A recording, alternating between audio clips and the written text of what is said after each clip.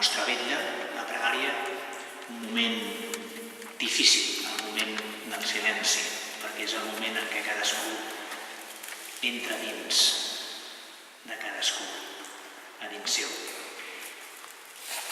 Ens poden ajudar les cançons, els evangelis que hem escoltat, el lema. No tinguis por, tingues només fe, al revés.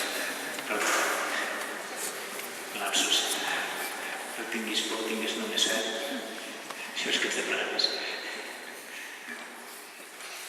I hi ha una reflexió que podeu llegir.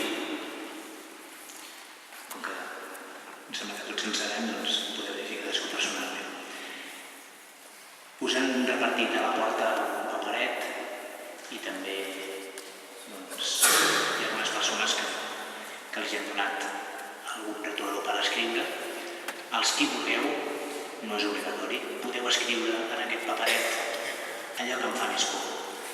I la proposta és, després d'haver escrit allò que em fa més por, deixar-ho en el cistell que acaben de posar a l'escala, al peu del presbiteri, i al deixar la cartolina al cistell, agafar una estampeta de la Mare de la Salut.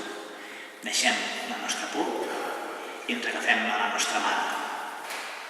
Quantes vegades la mare no és aquella dona de poders màgics que ens ajuda a esvair totes les pors. I això ho necessitem tota la vida, tinguem l'edat que tinguem.